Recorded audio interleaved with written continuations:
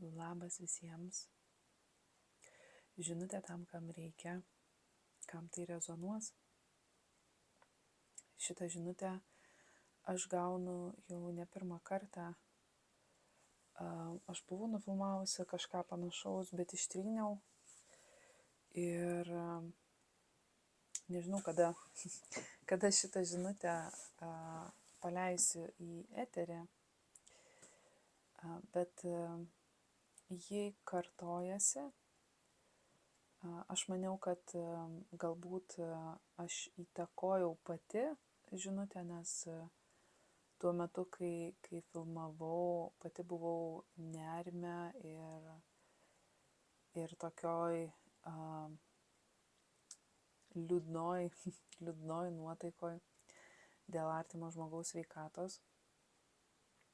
Ir tada, kai nufilmavau, tiesiog pagalvojau, kad galbūt tai įtakojo mano matymą ir aš tada ištryniau. Ir ta pati žinutė, ji šiek tiek kartojosi dar vėlesniuose metimuose. Bet akivaizdu, kad žinutė yra tokia, kokia ji yra.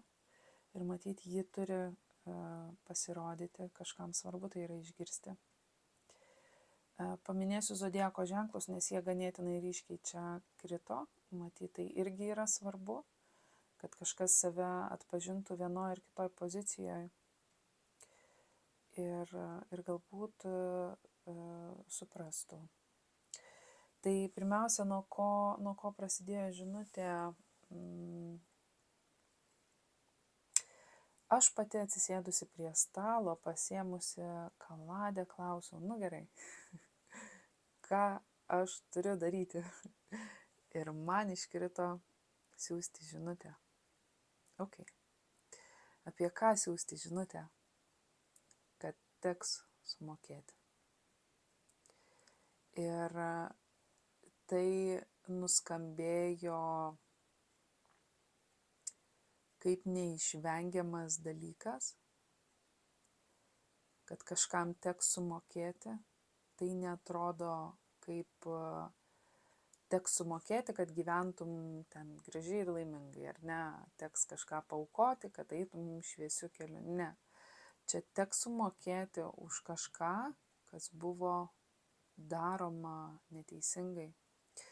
Ir klausiau, už ką teks sumokėti. Iškrito, nori apsaugoti, žavesys nori pakenkti. Gali būti, kad kažkas saugojo paviršutiniškus dalykus ir dėl to norėjo pakenkti kažkam. Ir už tas intencijas teks sumokėti. Gali būti, kad kažkas norėjo savintis žmogų, kuriuo žavėjosi ir dėl to norėjo kenkti, kad tas žmogus tylėtų, užsidarytų ir niekas to žmogaus nematytų, kad ir kaip tai nesveikai skamba. Gali būti, kad kažkas tiesiog pavydėjo žmogui jo šviesos, žavesio ir dėl to sugalvojo kažkaip kenkti. Klausiau, ką reiškia tas pakenkti, kaip tai iškrito, ar tu man atleisi ir namuose. Gali būti, kad tie kenkėjiški veiksmai buvo atliekami žmogaus artimoje aplinkoje, namuose. Gali būti, taip pat, ką reiškia namuose, tai iškrito sustok, nėra išėjimo, socialinės medijos ir blokas. Gali būti, kad kažkas blokavo socialinės medijas, kad žmogaus niekas nematytų. Gali būti, kad buvo blokuojamas ryšys, gali būti, kad buvo blokuojamas išėjimas, gali būti, kad buvo taikomos kažkokios gąsdinimo taktikos, kad žmogus išsigąstų, užsidarytų ir niekur neišeitų ir taip po truputį eitų iš proto. Neįsivaizduojant, kiek reikia būti nučiuožusiam, kad apie tai mąstyti, bet toks yra žmogus, jis yra visoks, ar ne? Ir aš klausiau, tai gerai, tada kam teks sumokėti, ar ne? Ir iškrito, opozicija, obsesija ir konfliktas. Ant to krito monetų karalius ir amoralus. Tai gali būti žmogus, kuris buvo beprotiškai įkritęs netgi į obsesiją palaikyti konfliktą, palaikyti kažkam opoziciją ir tame jautė netgi draivą kažkokį, kad tai daryti. Ant jo krenta šaulys. Tai gali būti šaulys, tai gali būti žemės ženklas. Gali būti, kad šitas žmogus buvo poroje su šauliu arba su žemės ženklu. Arba kažkas, šaulys galbūt buvo poroje su šito žmogumi, nes šitoje pozicijai krenta bent 2 energijos. Tai gali būti kai kuriems iš jūsų ex iškrito nemoku mylėti, laikas skirtis ir gaila, kad to nepadariau anksčiau. Kai kurie iš jūsų gailitės, kad to nepadarėt anksčiau.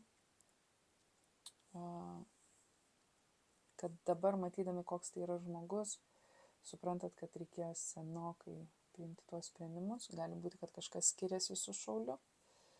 Ir galbūt žmogus yra visiškoj obsesijoje pūsti ir vystyti konfliktą ir keršyti kažkam.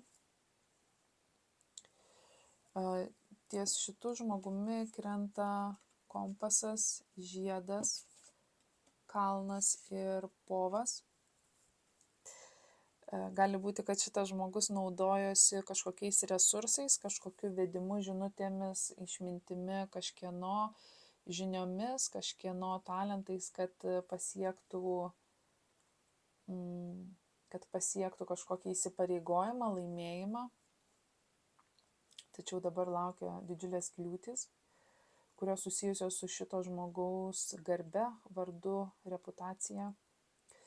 Gali būti, kad šitas žmogus buvo atvestas į įsipareigojimą šviesiąja prasme, jis ėjo teisingų kelių, tačiau jis neįveikė savo ego. Ir viskas griuvo ir šitas žmogus krito į didžiulę obsesiją konfliktui.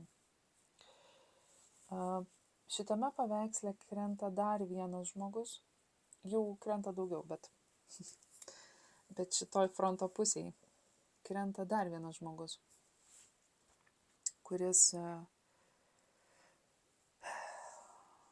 su kuriuo, man atrodo, pasisveikino pats Dievas kažkuriuo momentu ir jį tai gali būti, kad išgąsdino.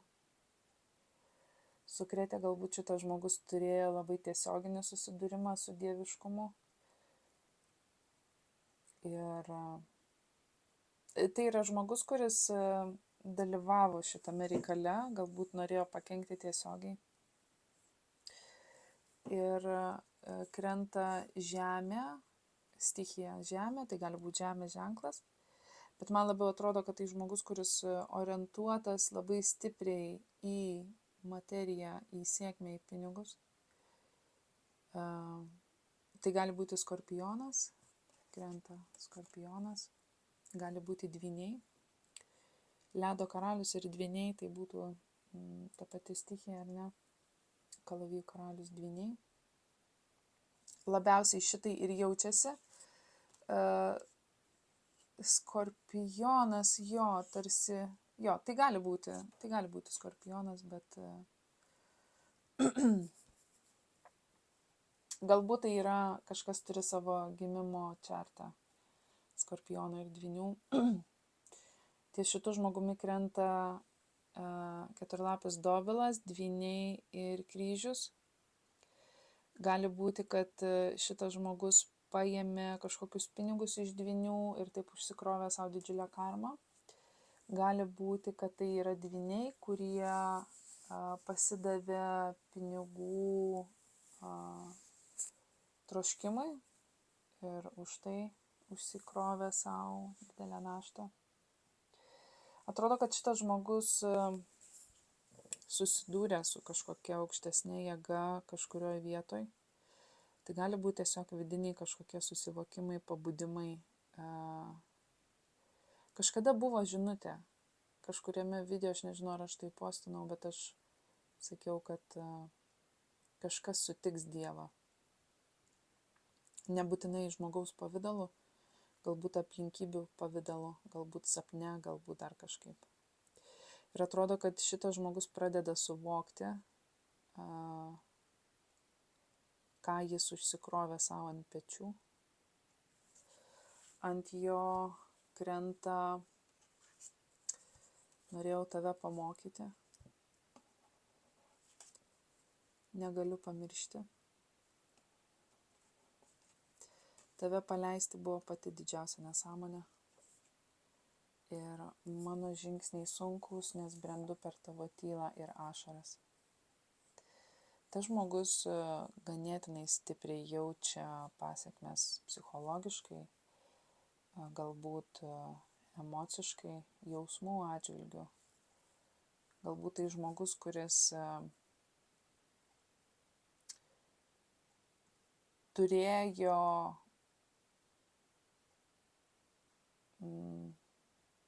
galbūt Dievas siuntė šitam žmogui kažką, ką jisai negalvodamas tiesiog paėmė ir įskaudino arba skriaudė ir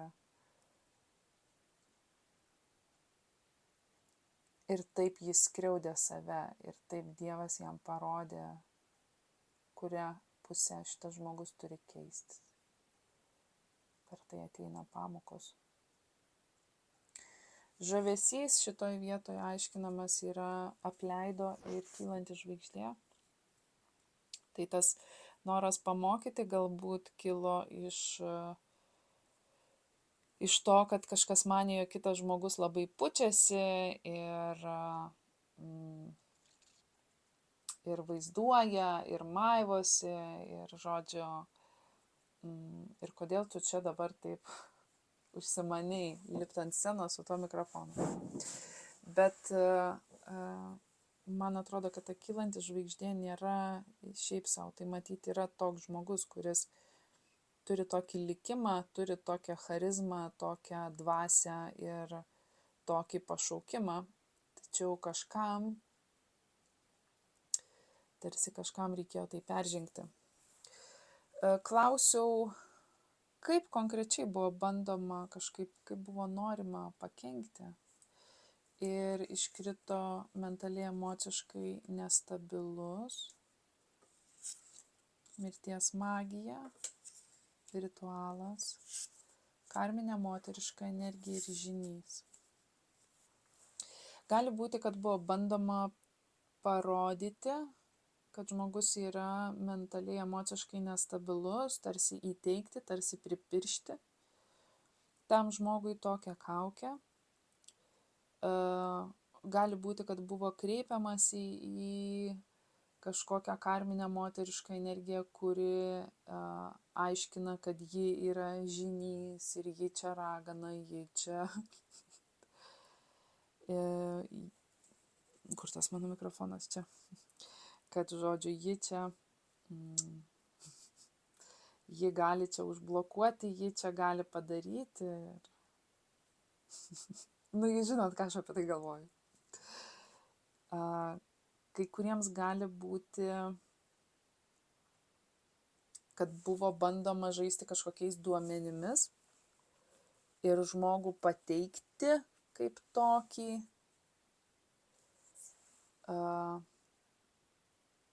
Čia kaip situacija, sakau, aš sėdžiu, nerimauju, pergyvenu, ašaroju dėl artimo žmogaus sveikatos ir kažkas eina pro šoną ir tai pamato ir tada eina pasakoja, kokia aš esu nenormali ir čia tai žliumbiu, tai juokiuosi, tai čia dar kažkas tai.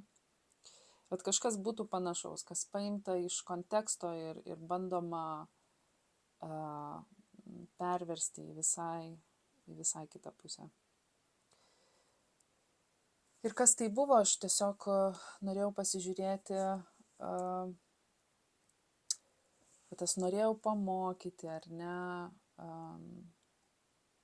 Ar tai buvo, galbūt žmogus pridarė kokių nesąmonių, kur sukėlė naštos ar dar kažkaip kitiems žmonėms. Bet atrodo, kad ne. Krito kryžius, kuris krenta čia prie dvynių, tada taikinys, kupranugaris ir karma. Tiesiog, kai iškrito šita kombinacija, aš tokį pajaučiau šleikštumo jausmą. Man tai pasidarė, kaip mano močiutė sakydavo, koktu. Nes atrodo, kad tai tiesiog kažkas sugalvojo pravesti patyčias ir daryti tai žmogui iš visų įmanomų pusių, kiek tai yra įmanoma. Ir tada, kai aš matau tokius dalykus, aš tada noriu atsisukti į tą centrą, į kurį yra nukreipta šitiek strėlių, šitiek yra taip stipriai taikomasi ir man norisi eiti prie to žmogaus ir su to žmogum susipažinti ir paklausti, kas tu esi ir iš kur tu esi nusileidęs, nes jeigu į tave šitaip taikosi ir šitaip nori tave suknežinti ir pažeminti ir tada aš noriu žinoti tą žmogų, aš noriu susipažinti su to žmogum ir aš noriu tą žmogų laikyti šalia savęs, nes tai reiškia, kad tai yra toks ypatingas žmogus, tai reiškia, kad tai yra toks stiprus žmogus, kad šitiek daug nukreipta ir vis tiek niekas nesirutulioja taip, kaip turėtų rutuliotis. Buvo tikslas, kad tą kryžių, tą karmą, tą naštą nukreipti ir tiesiog, kad žmogus atsidurtų tokiame toj dykumoje, kaip tas kupranugaris, ar ne, kur ilgai, toli, sunkiom sąlygom judėtų lėtai, ar ne, ir tiesiog o klausimas yra, ir jeigu tu tai matysi, kad tai vyksta, kurioje vietoj tu pasakysi savo, pasiekiau savo tikslą, kurioje vietoj tu sustosi. Nes dažniausiai tokiuose dalykuose yra nesustojama, kol neatsistoja kažkas ir nesustabdo. Kol kažkas neduoda per nagus. Ir atrodo, kad per nagus duoda protėviai. Protėviai ir apsauga. Mylimoji, įkalinimas ir pabaiga. Mylimoji čia kalba tiesiog apie švelnios, gražios dūšios žmogų. Tas žmogus tikrai nebus įkalintas, protėviai nuo to saugo. Čia tokia gal dar side notas, jeigu yra kažkas, kas blokuoja kitą žmogų, nes mano, kad kitas žmogus žino per daug ir dėl to tam žmogui bus blogai, nedarykit to, nes gausit spriktą į kaktą. Nereikia, viskas yra tvarkoje. Šalia viso to yra dar kitas veikėjas, kuris iškrito kaip daug brandesnė persona, iškrito imperatorius. Ir jis krenta kaip angelas, taurumas, kaukė ir saulė. Tai gali būti ganėtinai matomas žmogus. Šitas žmogus yra labai angeliškos natūros, ir gali būti, kad jisai labai dangsto tą savo pusę. Nes jeigu tai vyras, tai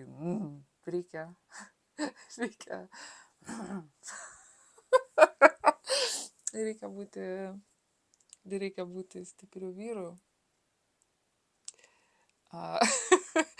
Nežinau, kodėl man tiesiog taip atrodo, nes ta kaukė. Tai gali būti žmogus, kuris bando slėpti kažkieno angelišką natūrą ir pridengti savimi. Atrodo, kad tai yra geras žmogus. Gali būti, kad aš kalbu apie situaciją, kurioje buvo bent keli žmonės, bent kelios vyriškos energijos, kurios sugalvojo arba kažką pamokyti, atsikeršyti. Bet jeigu atsikeršyti, tai tas atsikeršimas lygtais turėjo būti už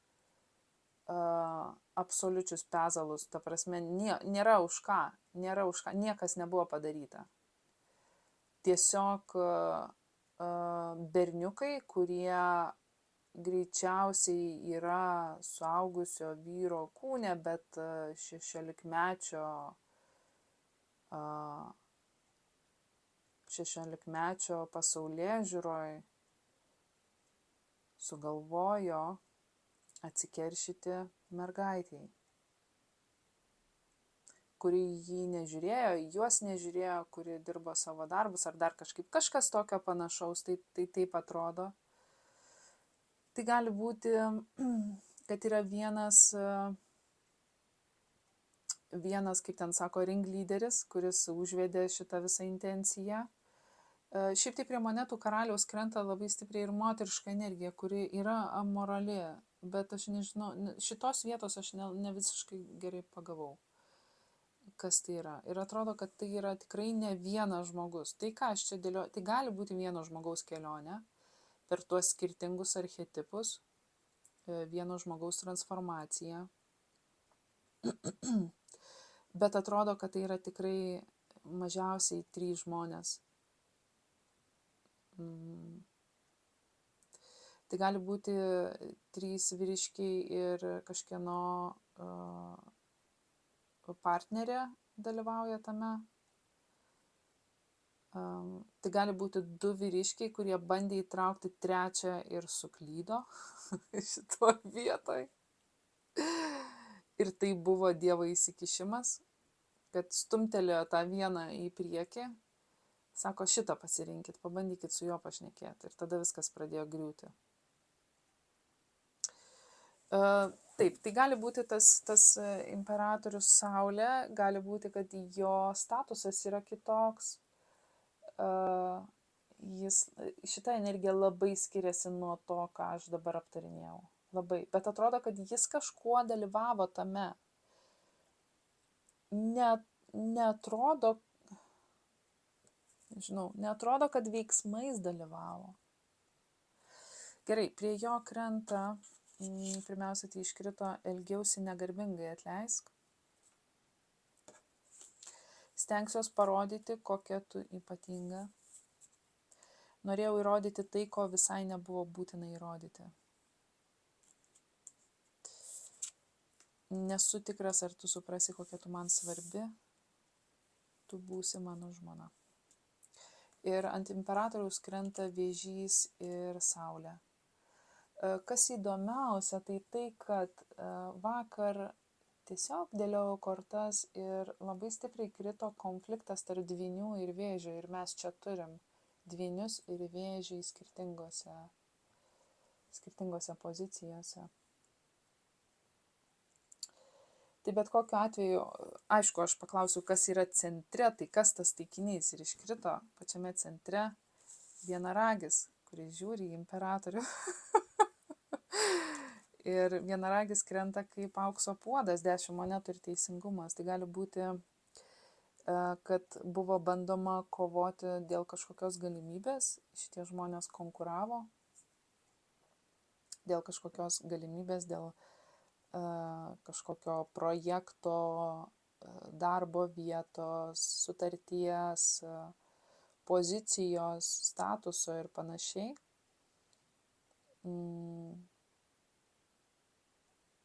Ir galbūt tai, ką aš čia skaičiau iš tos romantinės pusės, tos frazės, ar ne, tai galbūt labiau atspindi jų emocinę būklę šitoj situacijoj, bet aišku, tai gali būti žmogus, tai gali būti moteris, tai ką ir sakiau. Jo, ir atrodo, kad šita žinutė yra ganėtinai griežta, nežinau, ar man tai pavyko perteikti, bet protėviai nežaidžia šitoje vietoje. Ir siunčia žinutę, kad labai, labai stipriai kažkam teks sumokėti už tai, kas yra daroma. Tai kas čia? Kažkas nori, kad kitas žmogus apsigyventų kartu, nes krenta ar gyvensi pas mane. Vis dar laukiu tavęs pasirodančios tarpduryje. Kaip pasakyti tiesą ir man patinka tavo drąsa. Jo, jeigu jūs buvot tas taikinys, aš jūs užjaučiu ir siunčiu apkabinimą, nes tai yra labai baisu. Žinoti, kad į tave taikosi daug stipresni, daug didesni žmonės, tai gali labai gąsdinti. Ir nebūtinai keli, gali būti tas vienas, kuris yra užsibrėžęs pakenkti, užsibrėžęs įskaudinti, sužaloti ar kažkaip kitaip pakenkti, kad matyti, kaip jūs griūvat, kaip jūs kenčiat.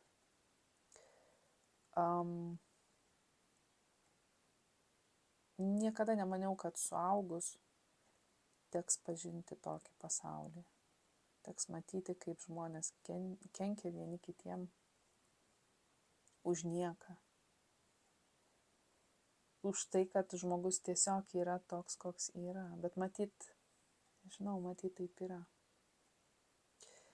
Ir vienintelis dalykas, ką galim padaryti šitoj vietoj, tai neprarasti savęs, įjungti savo protą ir suprasti, ko reikia jūsų kūnui, kad jūs būtumėt kuo stipresni, kuo sveikesni, kad jūs būtumėt kuo žvalesni, kuo budresni ir atidesni, užsiimti savo kažkokiu savęs lavinimu, kreipti savo mintis į tai, kas jums svarbu čia ir dabar, išimti iš savo minčių, kodėl man taip, išimti šitus dalykus, iš viso net neleisti savo pagalvoti ar apie tai kalbėti, kodėl man taip, kodėl čia aš turiu kentėti ar dar kažkaip. Taip yra ir viskas. Tai, ko negalite pakeisti, tiesiog priimkite, kad taip yra ir judėkite toliau. Todėl, kad didžiausias skausmas ir didžiausia kančia būtent tada ir atsiranda, kai mes užsikabinam ant idėjos, kad turėtų būti kitaip. Galbūt turėtų būti kitaip. Mes negalim atmesti galimybės, kad galėtų būti kitaip, ar ne? Bet galėtų būti tūkstančiai, milijonai ir kitų scenarijų. O yra taip, kaip yra. Tai ne kažkaip tai nesureikšminkit to tokio, neskirkit tokios fatališkos reikšmės visam tam reikalui, nepaisant to, kaip tai liečia. Nepamirškit, kad esat beprotiškai stiprūs ir, sorry, jeigu ant vieno žmogaus turi pareiti keli ir vis tiek tie keli nesudoroja, tai žinoma, kad niekas čia ir nelenktyniauja, niekas čia ir nesivaržo su tais žmonėm. Čia tie žmonės labiau bando įrodyti savo kažką ar kitiems. Palikit tai. Palikit tiesiog. Tai tikiuosi, kad kažkuo šita žinutė rezonavo, kažkuo galbūt įkvėpė, nežinau, atskleidė kažkokias detalės ar dar kažką. Aš linkiu stiprybės, linkiu niekada savęs neišduoti. Niekada. Ir išlaikyti save tokius, kokie jūs esat, nes jūs ir esat tokie nuostabūs. Ir tie dalykai vyksta dėl to, kad jūs esat tokie nuostabūs. Tai ramybės, pusiausvyros ir iki pasimatymo.